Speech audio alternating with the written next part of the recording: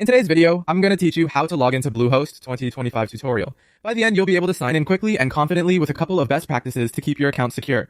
Before we start, have your user ID and password ready. Your user ID can be the email address on your account number, or the primary domain name associated with your hosting plan.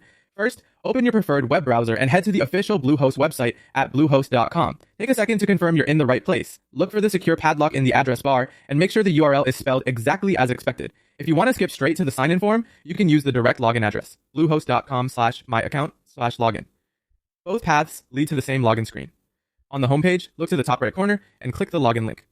This brings you to the sign-in flow. You'll first see a field for your user ID. Type in your email address, account number, or your domain name, then click Next. If you're using a domain, enter just the domain itself without HTTP or www. Watch out for accidental spaces before or after what you type. And remember that using the email on file is often the most straightforward option. If you recently changed your primary domain, use the one currently assigned to the account. After clicking Next, you'll be prompted for your password. Enter it carefully, noting that passwords are case sensitive. If you paste from a password manager, double check that no extra spaces were copied. When you're ready, click the login button. Depending on your security settings, you might be asked to complete a quick verification, such as a code sent to your email or an authenticator app prompt. Just follow the on-screen instructions to finish. Once you're in, you'll land on your Bluehost account dashboard, where you can manage your website's email, domains, and billing.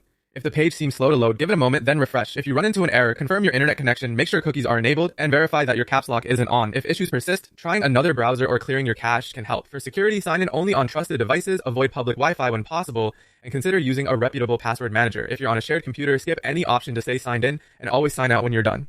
That's the complete process for logging into Bluehost in 2025.